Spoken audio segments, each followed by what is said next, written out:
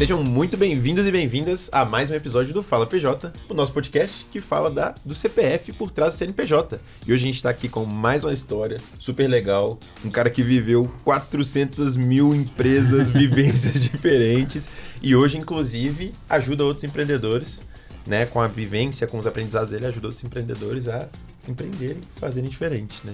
Eu sou o Vini, estou aqui com o Igor. Tudo bem, pessoal? Igor aqui da Cora, também trazendo mais uma história muito legal, né? É isso aí. E essa história é daquelas que é cheia de aprendizado. A gente espera que seja com muitas coisas práticas para que você possa colocar em prática e já melhorar, já dar um salto na sua vida, tá? Então nós estamos aqui, Rogério Bertucci, muito obrigado. Muito legal te receber aqui. Muito bem-vindo. E eu queria já começar assim, conta pra gente um pouquinho da sua história, né? Que esse homem tem história, hein? E sabe o que é legal? O Rogério veio direto do nosso formulário. Ah, que legal. Ele veio direto ali, escreveu, então é uma história incrível. Bom, vamos lá, pessoal. Primeiramente, é um prazer estar aqui com vocês. Prazer é todo nosso, você pode ter absoluta certeza disso. Bacana, e poder compartilhar um pouquinho da minha jornada, né? Eu sou natural de Jundiaí, uma cidade maravilhosa. Venho de uma família bem simples, onde não existia empreendedor. Né? O empreendedor isso é a profissão mais difícil do mundo. E a galera da minha família falou, cara, não quero mexer com isso. Tá bom, tô bem, obrigado. Tô bem, justamente. E ali com 9 para 10 anos, o meu pai tinha um bar. E eu já ajudava ele a vender as rifas. E ele me dava ali um percentual das rifas, né, como remuneração.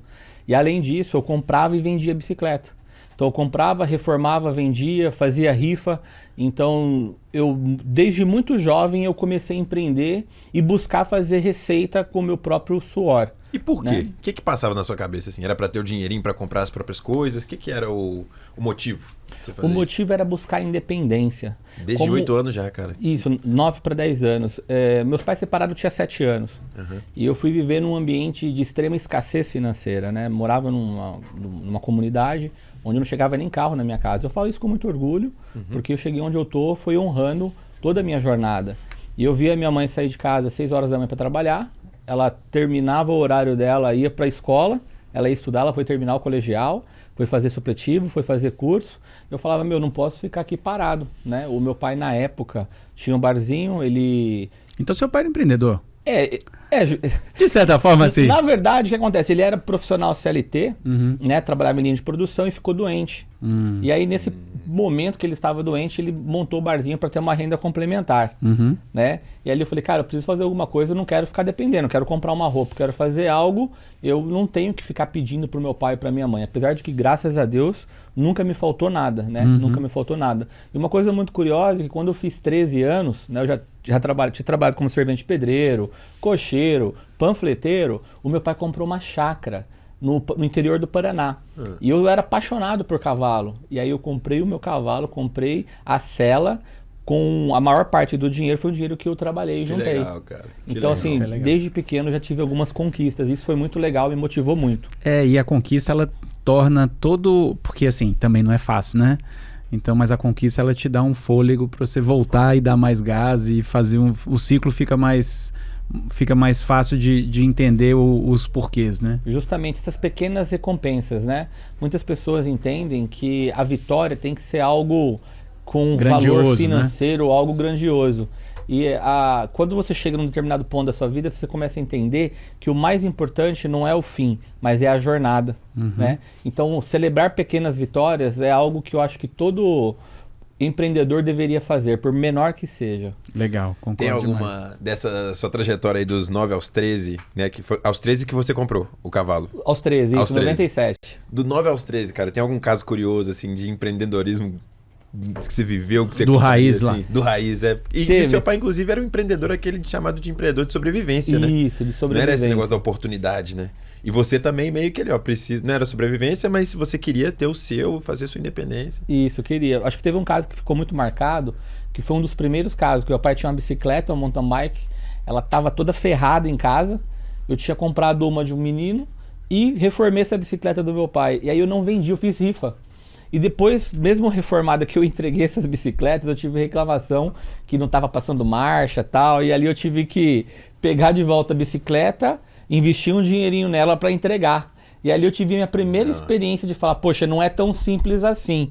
preciso ter mais atenção aos detalhes. Entendi. Foi um case que, assim, eu nunca mais esqueci. Legal, cara. E aí a partir dos 13, você continuou empreendendo? Foi um negócio que continuou na sua vida? Na verdade, com 13 para 14 anos, eu fui trabalhar no comércio varejista. Né? Que é uma aula, né? Que é uma aula. E no meu caso foi uma aula, assim, fora do normal. Por quê? Eu era vendedor. Com 14 anos eu era segurança, eu era estoquista, o dono da loja tinha um filho e esse filho montou do lado da loja uma maquininha de sorvete. E no comércio varejista você tem 1h30 de almoço. Então o que eu fazia? Na minha hora de almoço, eu cobria o almoço da moça que trabalhava na maquininha de sorvete. E eu almoçava correndo em meia hora. E como estoquista eu juntava o papelão, tinha um senhorzinho que passava 2 vezes por semana, entregava o papelão certinho para ele, ele ainda me dava uma caixinha. E agora, a motivação, ela continuava a mesma? Porque no primeiro momento, do 9 aos 13 ali, era conquistar um pouco da sua independência e você já tinha essa vivência um pouco mais da escassez das origens que você veio. Nesse momento, né, trabalhando 3 turnos praticamente ali, o que era a motivação? Era de buscar algo a mais, né? Eu com 15 anos, eu tive a oportunidade de comprar a primeira moto. Até hoje eu não tenho CNH de moto, mas eu tive uma moto. Né, uma Bis. Então, eu sempre tive vontade de ter aquilo que eu não tive antes, ou que eu achava que eu não ia ser capaz um dia de ter. E então, eu sempre tive essa coisa de ser inquieto, de buscar algo a mais. E indiretamente, eu só tinha 2 pessoas próximas que tinham algum poder de aquisição, né? Não era nem da família, eram vizinhos, e eles empreendiam na área de marcenaria.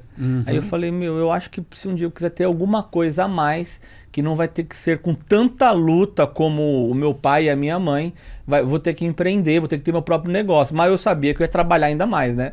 Eu ainda não sabia disso.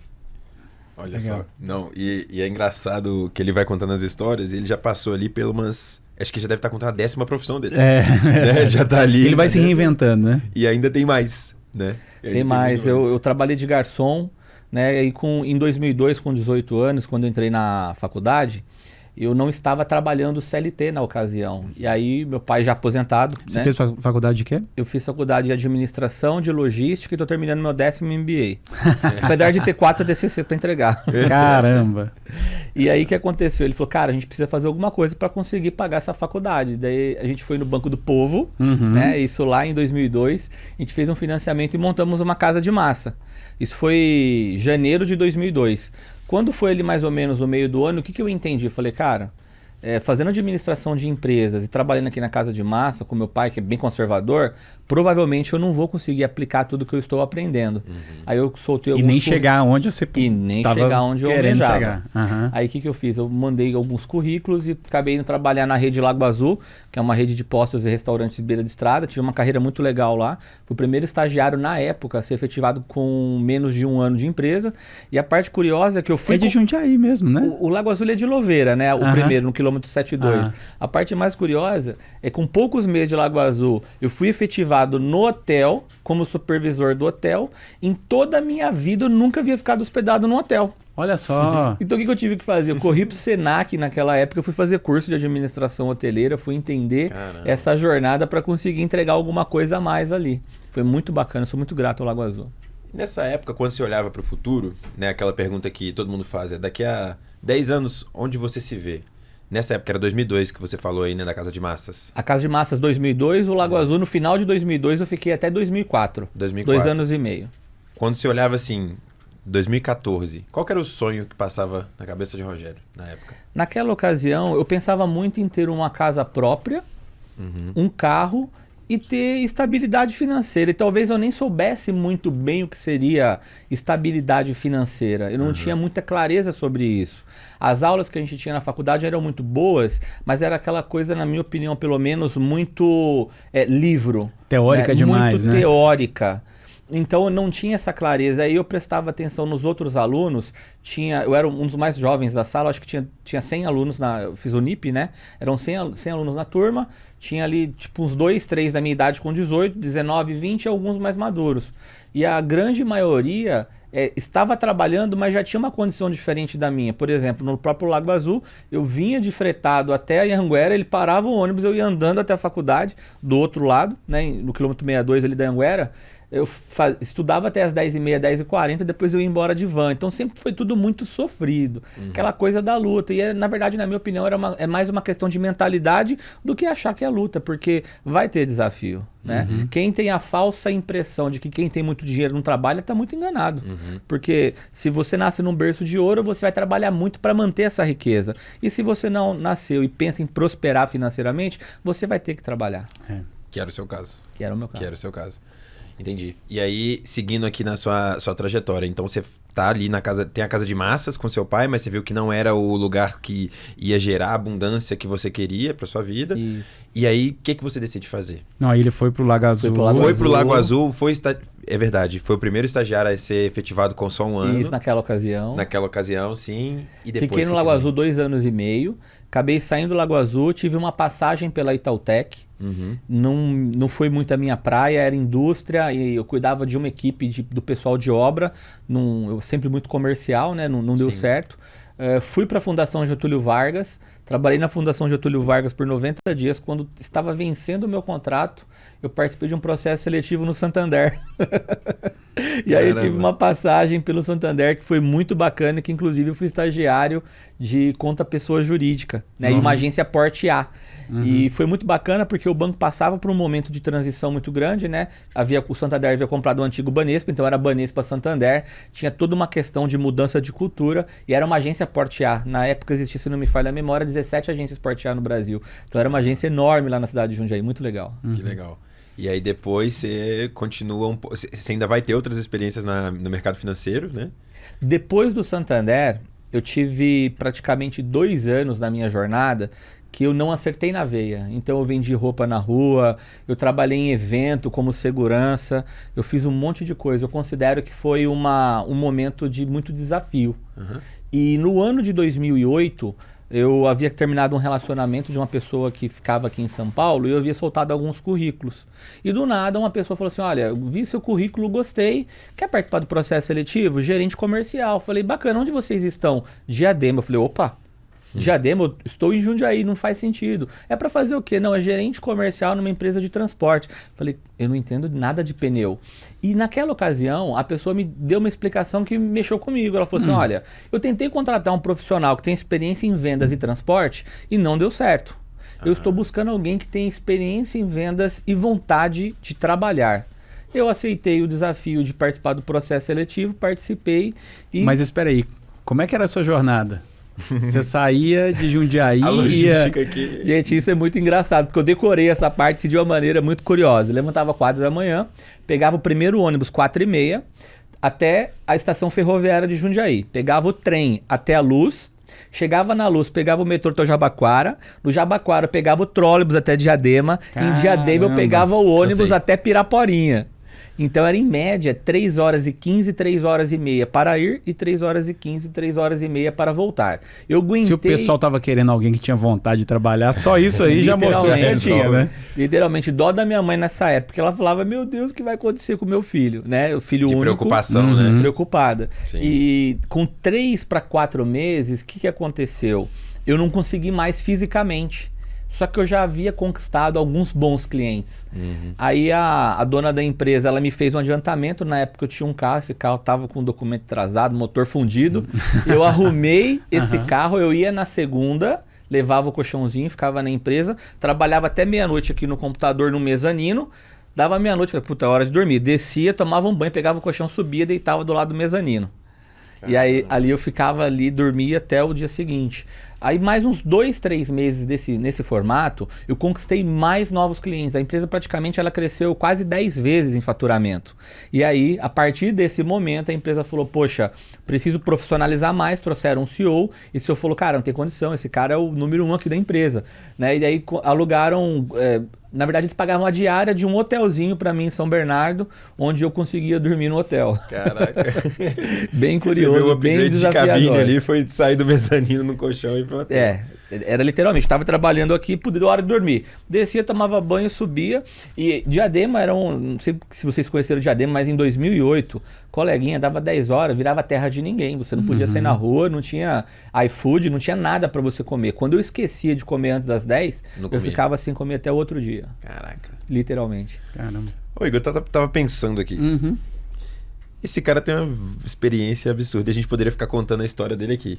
Que ele já contou uma grande parte. Mas e se a gente pulasse pro momento de vida dele hoje, que é um pouco de ajudar outras empresas, dar dicas práticas ali no dia a dia, um pouco do que você já viveu, e ele contasse um pouco de lá e a gente vai puxando aos pouquinhos ali. Eu acho que pode ter... A gente pode até perguntar o que te fez, baseado em tudo isso, que você viveu muitas coisas, né? Sim. Mas o que você levou para essa nova reinvenção sua, sabe? Reinvenção. Vamos lá. Eu trabalhei nesse segmento de transporte por 2 anos para 3 empresas. E as 3 aconteceu a mesma coisa. Eu levei muito resultado, elas não atendiam os clientes, me frustrei. E você aprendeu um playbook de como vender. Aprendi um playbook de como vender, literalmente. No final de 2009, eu conheci uma pessoa que havia sido aposentado de uma empresa muito grande, né? Aliás, sido mandado embora, faltavam 2 anos para ele se aposentar. E eu falei, cara, esse negócio aqui que eu faço de vender frete, de administrar a empresa, parte comercial, dá dinheiro. Montei um plano de negócios, ele veio como sócio, fundei a minha empresa mais antiga, hoje a única, janeiro de 2010. O nosso contrato social é de abril de 2010. E nessa jornada de 2010 até 2025, onde nós estamos, eu fui diretor de 6 empresas, sendo a maior delas a Ambipar, onde eu cuidava da operação deles de transporte em todo o território nacional. Então, ao longo desses 15 anos de experiência, eu trabalhei para as maiores empresas no Brasil do segmento alimentício, químico, construção civil, embalagem, farmacêutico, cosmético. Eu adquiri muita experiência. E através do meu próprio negócio, não só com as grandes empresas, mas também com o microempreendedor e com o médio empreendedor. E a grande virada da minha vida foi quando eu fiquei doente. No ano de 2017, eu era CEO de uma empresa que já tinha mais de 40 anos de mercado. Eu perdi quase R$1 milhão nessa empresa, né? O meu copo ele já estava cheio, foi o estopim, só transbordou. Eu fiquei 1 ano e meio doente. E para quem vem de família muito simples, enxaqueca, depressão, isso aí é frescura, é coisa de rico, coleguinha, isso não existe. E ali, meu amigo, você chegar numa sexta-feira, 10 horas da noite em casa e levantar na segunda-feira de manhã só para ir trabalhar, é algo muito sério. Eu levei 1 ano e meio para me recuperar. Nesse 1 ano e meio, eu continuei trabalhando, mas doente, né? Assim, não cheguei a perder um dia sem de ajuda? serviço. Na verdade, procurei psiquiatra, psicólogo, e aí, nos últimos 8 meses, mais ou menos, um psicólogo me ajudou. E quando eu me recuperei da depressão, logo em seguida as coisas começaram a deslanchar. Foi onde eu acabei sendo contratado pela Ambipar, e eu mergulhei no universo de autoconhecimento, onde eu fiz as minhas outras 7 pós-graduações, fui estudar inclusive em Ohio, nos Estados Unidos. Sim. Que legal. E foi uma mudança pra você, né? Porque você falou que isso não existia, mas pra você passando por aquilo deve ter sido um negócio assim, caraca, por que eu tô passando por isso? Você teve que buscar uma ajuda pra você conseguir seguir, né? Porque no final das contas, saúde sem um isso é difícil, né? A mentalidade é tudo. Pra vocês terem ideia, eu engordei 20 quilos na época. Tem gente que emagrece, no meu caso eu engordei. Não, tem muitos casos de grandes empreendedores. Não, mas e que bom que você conseguiu, através da ajuda e muita força de vontade também, sair desse jogo, porque infelizmente não é todo mundo que consegue, né? É um jogo que só vai te puxando para baixo. Só puxa, né? para baixo. E aí, a partir desse aprendizado, eu entendi que a minha doença foi a minha cura, foi a minha libertação. Eu fui estudar muito a questão de mentalidade, fui me especializar mais na área de vendas, mais na área de governança. E através disso eu fui estruturando melhor foi os meus isso que te abriu negócios. A curiosidade. Justamente. Né? Né? Então, no ano de 2020, comecei a dar aula já em faculdade, em cursos de pós-graduação, e automaticamente as coisas veio acontecendo numa proporção muito maior. Porque até então eu já ajudava várias empresas, né? Eu já prestava consultoria, mas a minha empresa, eu tinha uma equipe média de 5, 6 pessoas. A consultoria era só o Rogério. Como eu sempre fui diretor de alguma empresa, era o Rogério que tinha que estar à frente. Sim, né? sim. Então, a partir dali, as coisas veio escalando. Na minha passagem na Ambipar foi 4 anos e meio, as portas ficaram abertas, tanto que eu continuei prestando serviço para eles. E ao longo desses últimos 2 anos em especial, eu venho escalando os meus negócios, ajudando outros empresários e empreendedores que passaram por desafios como eu passei, né? E conseguindo superar e com bastante visão, e com bastante energia, principalmente na parte comercial. Eu aprendi que a empresa ela existe com problema financeiro, ela existe com problema fiscal. Com certeza todo mundo tem um sócio que se chama governo, todo mundo tem um problema que se chama pessoas, mas se a sua empresa não vender, a sua empresa não existe. E outra coisa, e o mais legal é que independente do segmento, sempre precisa de venda. Sempre precisa de venda. Né? A venda é o motor de todos. Com certeza. E agora vamos fazer um caso prático aqui, né? Vamos dizer que a gente chegou lá, bateu na sua portinha e falou assim, cara, tô cheio de problema de venda. O que você fala com essa pessoa? Um empreendedor, vamos dizer, uma pessoa que tem uma empresa com 2, 3 funcionários, ou até tá começando ela ali mesmo, tá para contratar um primeiro funcionário, mas tem um negócio legal, assim, você olha para aquilo e fala, pô, bacana o que você tá fazendo. Parece que tá no caminho, só falta vender. O que você pergunta para essa pessoa? Como é que é esse negócio? Como é que é o processo? Tem uma pergunta que ela é matadeira e ela traz todas as outras respostas. Eu peço para a pessoa, me conta a sua história. Me conta a sua história, por que você empreende, como você começou, como que funciona, qual que é o seu modelo de negócio, onde você espera chegar e quais são os seus principais desafios.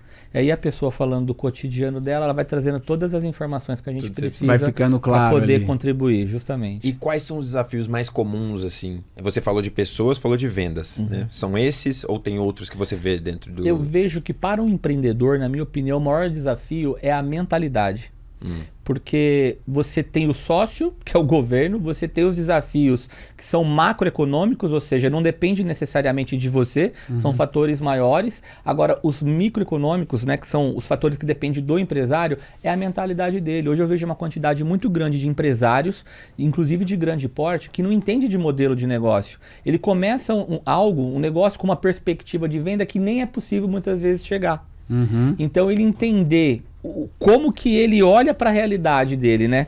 Assim, onde eu quero chegar? Por que eu estou empreendendo? E muitos empreendedores não entendem que o que é uma empresa? Uma empresa é um negócio que existe para dar um lucro a partir do momento que você resolve o problema de alguém. É isso aí. Né? E muitas vezes esse empresário ele vai lá empreender não pensando em resolver o problema de alguém, mas pensando em satisfazer muitas vezes seu próprio ego, sua própria vaidade. Então o primeiro passo é um lugar de autoconhecimento, assim, né? A pessoa identificar o que ela quer, onde que ela quer chegar, o que de fato ela está buscando com aquele empreendimento para ela entender se de fato não é um negócio de ego ou se é um... É esse lugar de autoconhecimento, né? Isso, o autoconhecimento tanto dele mesmo quanto da pessoa. Eu tenho um cliente, por exemplo, um mentorando, que ele queria montar um negócio na área de alimentação e ele não quer trabalhar de final de semana. E ele estava vindo para montar um negócio num shopping. Lascou. Os melhores dias vão ser sábado e domingo. Eu trabalho muito forte na área de transporte e logística. Tem gente que quer investir nessa área pensando em EBITDA na casa de 2 dígitos. Não existe nesse mercado. Né? A competição 5, 6%, é muito brava, né? Não dá pra... E olha lá, e pensando na Selic do jeito, né? Que tá, você precisa fazer aporte financeiro no imobilizado nos veículos, a sua margem espreme ainda mais. É verdade. Então, muitas vezes, esse empresário ele não tem a visão mínima necessária do negócio para fazer o negócio prosperar. E é nesse ponto que você entra, com esse tipo de crítica construtiva, de falar assim, cara, olha só, veja bem, você está querendo fazer esse negócio, espere isso. É assim que você ajusta? Como é que é Isso, olha só, eu vou trazer 2 casos de maneira muito simples. Eu acho ótimo. Eu tenho um aluno que ele é um cara muito forte no digital, ele já faz 7 dígitos por mês, e ele está montando um modelo de negócio para atuar com B2B, né? E ele fez um investimento muito grande em pessoas, infraestrutura, só que ele não entende nada de B2B.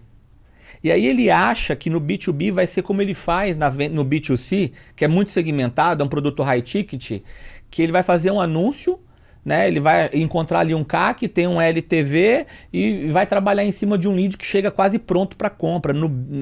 Venda para empresa não é desse jeito. É outro universo. Então foi um puta de um tiro no pé que esse cara deu. Né? Um outro case que eu acho que é bem legal... Fala um pouquinho como é que é venda para empresa, só para quem está vendo também. A venda B2C, B2B? É, isso aí. A venda B2C é quando a sua empresa vende para um cliente pessoa física. Isso. Né? E a venda B2B é quando é venda de empresa para empresa. Isso. E qual que é a dinâmica dessa venda para empresa que é tão diferente? E aí é muito também o modelo de negócio, mas imagina o seguinte, a empresa ela vai ter um critério muito maior na hora da tomada de decisão. Toda venda, né, toda decisão de compra é uma decisão emocional. Mas quando você vende para pessoa física, talvez o gatilho para você decidir comprar é alguma coisa que está relacionada à sua infância, talvez você nem sabe. Agora, na empresa é muito diferente, porque existe todo um stakeholders em volta que você vai ter que analisar pontos fortes, pontos fracos, ameaças, oportunidades, e alguém provavelmente vai te questionar por que você tomou essa decisão. Então, quem compra, quem toma a decisão como empresa, é muito mais baseado em dados e estratégia do que em emoção. Isso do cliente, né? Ou seja, eu que vendo para o B2B, o meu cliente lá vai ter que se justificar para 1.001 pessoas por que ele está tomando a decisão. Normalmente né? tem um processo de decisão em que a pessoa não decide sozinha, né? Então eu vou lá, ô Vini, ó, tô querendo fazer isso. Será que você acha? E tem um processo de além convencimento. Do que, o B2C, às vezes quem você vai enfrentar de desafio é uma esposa, é um irmão, é um pai que vai dar um pitaco ali na hora que alguém vai tomar a decisão. E no caso da empresa, se você é o dono, até aí tudo bem, mas normalmente você não vende diretamente para o dono. Existe um comprador, existe um gestor que ele vai reportar para alguém. Então é um processo de compra muito mais cauteloso, é necessário tomar muito mais cuidado na hora de decidir. E é muito mais demorado também. Muito mais demorado. A não ser quando seja uma venda de emergência, né? Tipo, poxa, preciso de um gerador de energia. Aí não é valor, aí é disponibilidade, mas são casos pontuais, né? Legal. E se você fosse dar uma dica prática, tanto para uma pessoa que tem a venda para pessoa física, né, um B2C, e uma para o B2B ali, o que você falaria para essa turma vender mais? Legal, para você vender mais, não foque no seu produto. Foque no problema que você resolve para o seu cliente. O foco tem que ser no problema. O seu cliente ele precisa entender como que é a vida dele, sem o seu produto ou sem o seu serviço, e com o seu produto e com o seu serviço. Quando você passa para o seu cliente o que é valor em vez do que é preço, milagres começam a acontecer na sua vida. Isso vai para os dois lados, né? Para os dois lados, com certeza. Ou para o B2C, né? Isso. Boa, muito bom. E dentro dessa ideia é importante ter clareza sobre o modelo de negócio, né? Eu trabalho com escala ou eu trabalho com valor agregado maior? Sim. Vou cobrar mais caro de menos pessoas ou eu vou cobrar mais barato de muitas pessoas, né? E fica uma dica para todo mundo aqui, tá? O esforço de vendas ele é muito parecido. Então presta muita atenção para quem você quer vender, porque se você vai trabalhar com escala e você faz um atendimento individual no 1 a 1, para você trabalhar no high ticket é muito parecido. Então é muito bom avaliar esse mercado, o seu modelo de negócio, né? Para ver aonde tem fit, aonde que encaixa. Eu vejo que um erro que a maioria dos empresários cometem hoje é não entender o modelo de negócio. Por exemplo, quais são as barreiras de entrada de novos concorrentes no mercado que você atua? Ou o que está impedindo você de dar um salto e se diferenciar no seu mercado? Barreira de entrada é o que impede aquelas outras pessoas de entrarem onde entrar. Entendi. Por exemplo, sou professor de inglês. Vou montar aqui uma escolinha com foco em pessoas que trabalham, por exemplo, na Alemanha utilizando o inglês. Bacana. Isso é um micro nicho, isso é muito legal. Agora, sou um professor de inglês, sou só mais um professor de inglês. Né? Então, é mais difícil de ter um apelo, né? Isso é mais difícil. Quando você sai do nicho, né, e você pesca no micronicho, imagina o seguinte: o que é nicho? É você fazer uma pescaria numa lagoa. O que é um micronicho? Você é pescar dentro de um aquário. E você consegue ir entendendo as emoções e dores daquele micronicho para você se diferenciar muito naquele micronicho, e aí a barreira de entrada para outros entrantes ser maior. Isso, né? Justamente. É nessa linha. É nessa linha. E é esse tipo de conversa que você tem com os seus clientes no final do dia. Isso, nós falamos muito sobre modelo de negócio, sobre planejamento de curto, médio e longo prazo e de estruturação da área comercial. Só para vocês terem ideia, eu tenho clientes hoje que faturam mais de 10 milhões ano, quase R$1 milhão por mês, e não tem uma área comercial estruturada. Vou trazer um exemplo muito prático. Tem empresa de transporte que tem lá 2, 3 veículos, né? Para quem não sabe, uma carreta hoje custa em média R$1 milhão. Sim. Ele investe num ativo caríssimo como uma carreta e ele não se prepara para vender o serviço dessa carreta. Ou seja, ele faz um investimento altíssimo onde essa carreta parada ela tem um valor diário parada com motorista de R$1.500. E aí ele acha que é caro ele investir, por exemplo, R$5 mil numa área comercial. Ele não tem. Olha que então doido, são né? algumas coisas que são muito incongruentes. E aí você começa a provocar daqui, provocar de lá, faz as mudanças que são necessárias e você ajuda na implementação dessas mudanças. Isso, também? com foco na área comercial.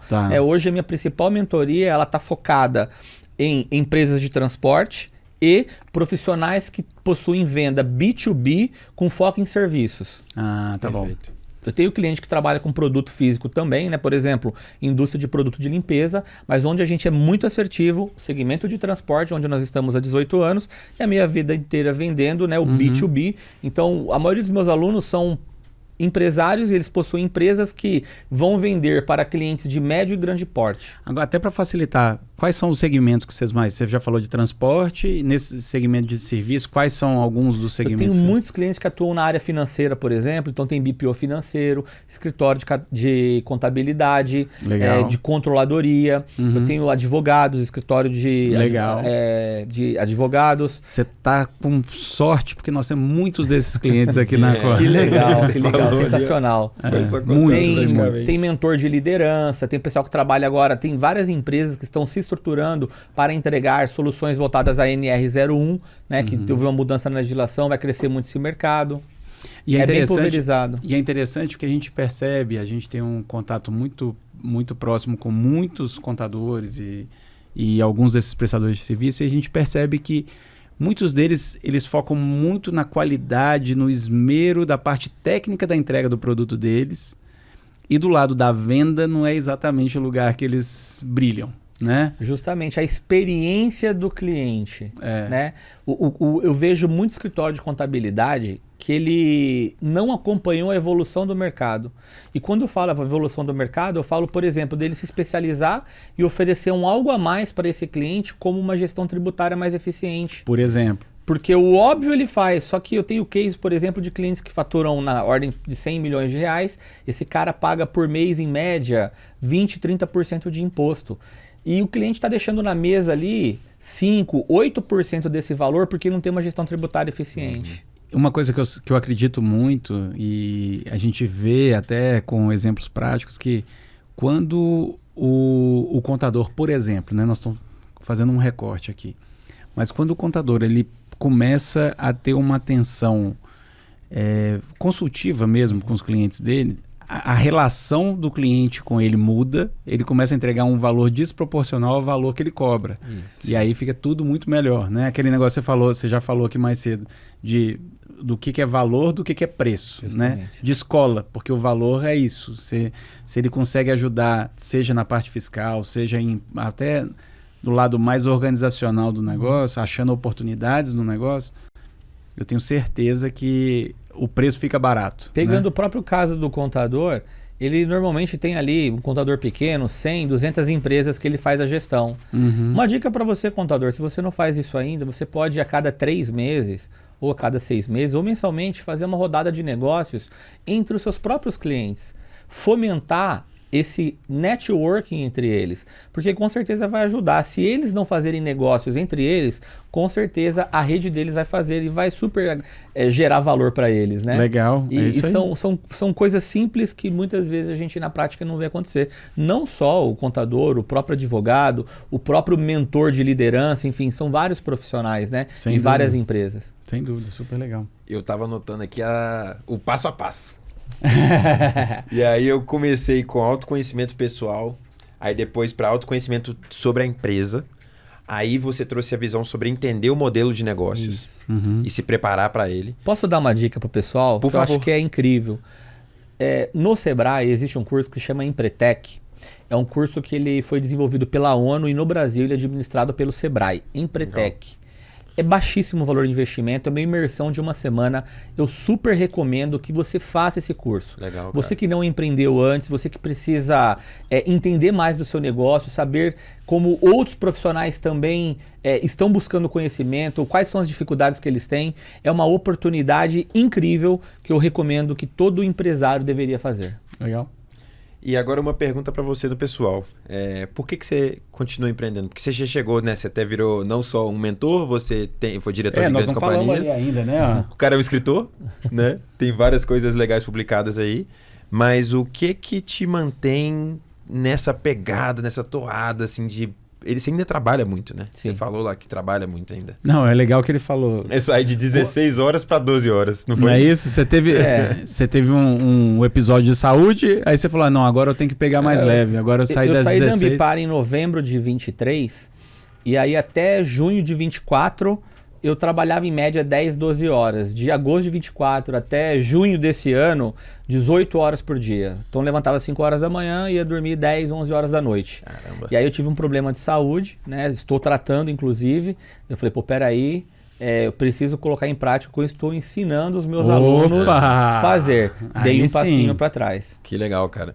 Porque na verdade é um demérito, né? Você trabalhar demais é um demérito. Se você é um gestor e a sua equipe não funciona, se você não está, você está errado. Tem alguma coisa que você precisa fazer. Não, isso conecta com aquele negócio que a gente estava falando, que como a saúde importa, né?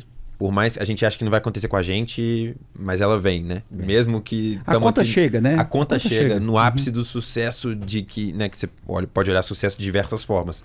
Mas se você olhar em realizações financeiras ou realizações empresariais, de cargos, carreira, cara, se não tiver uma saúde ali boa por trás e se não cuidar dela, entender, fazer o que você fez, né? De tipo, saúde é tudo, né? Se você não tem saúde, você não tem nada. Toda a riqueza que você adquiriu, você vai gastar para ter saúde de novo e talvez não vai conseguir. Eu tenho um negócio que eu acredito muito, que é isso, né? Que eu acho que é super ok em determinadas fases da vida você dar uma esticada e empurrar um pouco mais, mas esse negócio você tem que entender que tem que estar contido dentro de uma fase. Que se você achar que isso vai ser por muito tempo, a gente não vai conseguir, né? Uma hora a máquina para e aí vai ser esse negócio. E saúde é assim, para você investir na saúde é sempre na colherzinha. Cada vez que você vai lá, você traz uma colherzinha e você vai construir no seu pote. Mas saúde você perde na pasada. Então você perde na pá de uma vez. Então assim, é bom você ir construindo, mas é um perigo. Você tem que tomar cuidado porque você pode perder tudo muito rápido. Então, eu gosto muito dessa analogia. Gosto muito dessa analogia. Mas aí a pergunta é por que você se mantém empreendendo, sabe? Se mantém ali buscando mais coisa, querendo mais. Ou o que te motiva, né? O que te motiva? Acho que é uma boa pergunta. Em 30 de março de 2017 nasceu a Maria Sofia, a minha filha. Aí, ó. E até então eu não tinha muita clareza de quem era o Rogério, onde o Rogério almejava chegar. Então hoje eu vivo todos os dias para construir o meu legado. O que é o legado? O legado é a maneira como as pessoas vão olhar para você depois que você partir. O que elas vão falar para você? Eu realmente, verdadeiramente, de você. Eu acredito que as pessoas só morrem de verdade quando quem ficou aqui na Terra não existe mais ninguém que vai lembrar do seu nome. Então eu procuro todos os dias ser a minha melhor versão para ser um exemplo e dar orgulho para minha família, em especial a minha filha, que a legal, Maria. Cara. Que muito legal. E acho que a partir daí eu já consigo fazer um bate-bola aqui. Tá contigo, meu querido. Bate-bola da Cora é o momento que eu vou fazer uma pergunta aqui e ver se você me fala a primeira coisa que vier na sua cabeça. Essa que eu acho que eu sei a resposta, mas vamos ver. Uma inspiração para você. Inspiração, uma pessoa? Flávio Augusto. Flávio Augusto. Que legal. Flávio Augusto. Legal. E quando, né, na sua vida você foi trazendo e acumulando uma série de experiências e aprendizados. E a gente sempre passa esses aprendizados para as pessoas de diversas formas, seja com livros, seja com um podcast, de diversas formas. Tem algum que você sempre compartilha com alguém? Sim. Eu gosto muito do podcast O Conselho, do Flávio Augusto, porque ele traz ali pessoas que são experts nos temas e eles vão de uma forma genuína, né? Eles não estão recebendo nada para estar ali. Vão ali para doar e mesmo. E entrega literalmente muito conteúdo, né? Eu já fiz mentorias que eu paguei 40 mil reais para participar e eu vejo que o que foi entregue naquela mentoria muitas vezes é inferior ao que tem disponível na internet, em podcasts como o de vocês, como o do Flávio, como os sócios, como o do JJ também, que eu gosto muito. Muito bom, gosto de todos eles. Que legal. Às vezes é isso, né? Você dá uma buscada boa na internet e achar essas... E hoje tem muito conteúdo disponível, né? O mais difícil é até você curar, né? Você saber que esse é bom, aquele mal menos e por aí. Eu acho que a dica é você entender o momento que você tá e qual problema que você precisa resolver. A pergunta-chave do sucesso, na minha opinião, é: qual problema eu vou resolver agora, hoje, nesse momento, que vai facilitar eu resolver todos os problemas subsequentes? Opa, boa pergunta. Princípio de Pareto básico. Né? 20% da energia vai resolver 80% dos seus problemas. Eu uso simplesmente 100% dos meus dias esse negócio. Porque a chave de tudo é você saber onde que você gasta energia, justamente, né? E priorização é... E você tem um negócio que você sempre me fala também, que é a questão do gastar energia onde é que você consegue mudar. Porque a coisa que você não tem alguma possibilidade, algum controle a isso, você tá gastando energia à toa, né? Deixa aquilo passar e foca no outro. E aí, a pergunta agora é... Eu queria fazer uma, posso? Claro, nunca fiz no bate-papo. Nunca fez, é verdade, vai aí. Você tem 7 livros? Publicados são 4, o 5º vai ser publicado agora em outubro. É isso. Então, desculpa. E qual deles você recomenda pra turma? E por quê? Eu gosto muito do Mentalidade de Sucesso. Que é o mais novo. Último. É esse que tá ali, ó. O que tá bem ali, né, do mostrando. lado. Isso, que foi publicado nesse início de ano, porque eu justamente conto um pedacinho da minha jornada de quando eu saí da Ambipar e empreendi em um dos meus negócios, que é o Instituto Evolutivo. Legal. Foi um negócio que inicialmente não deu certo e hoje, graças a Deus, está indo muito bem. Que legal. E qual que é pra gente finalizar, qual que é o seu próximo sonho aí que você tá sonhando? O próximo sonho. Hoje eu tenho alguns negócios, mas são negócios que eu não vejo tanta escala quanto eu gostaria. E pode ser sonho pessoal também, tá? Então, mas o sonho é justamente esse, né? Eu tenho aí 2 novos negócios que eu estou empreendendo, que são negócios que existe possibilidade de escala muito alta, né? Então, um é na área de tecnologia e outro é na área de indústria. Então, a minha energia para 2026 está focada nesses 2 novos negócios. Que legal. O meu sonho é fechar literalmente o ano com um Prolabore aí bem recheado na casa aí de uns 2 milhões de reais. Eu acho que já é um bom começo para quem veio de onde eu vim. Claro. Nossa Senhora. É uma história super fantástica. Hoje no Brasil, 95 mil reais por mês você já é um super rico, né? Então, qualquer coisa a partir de 1 milhão e 200 já é legal. Você tá doido. Então, maravilhoso. Quer dar seu recado aí? Eu preciso, né? Tem que falar. Que olha só, Rogério, do mesmo jeito que você veio aqui, trouxe essa história que eu acho que não só deu boas dicas, mas também ajuda a inspirar as pessoas, e do mesmo jeito que você fez, você clicou no link e você entrou no formulário e trouxe sua história, né? Isso. Eu queria convidar, se você nos assistiu até aqui e tem uma história legal, manda pra gente. A gente adoraria ter você aqui. Gostaria ou não? Eu ficaria muito feliz. Feliz e honrado de ter. Honrado. Não é isso? Inclusive porque você também é nosso cliente, né? É isso. Com certeza, sou cliente Cora, com certeza. Pô, somos honrados de ter você como cliente, cara. E eu acho que é isso. Então, se você quer estar aqui conosco, a gente adoraria te ter. Então escreve aqui, ou tá debaixo aqui, ou tá no comentário, ou tá no QR Code, depende da plataforma que você tá vendo, mas não deixa de mandar a sua história que a gente quer te ter aqui. A gente quer te ter aqui, a gente não morde, né? Não, a gente conversa tranquilinho aqui. Um ambiente maravilhoso, fui muito bem recebido, só tenho a agradecer. Que bom. A gente maravilha, também. Que maravilha. E se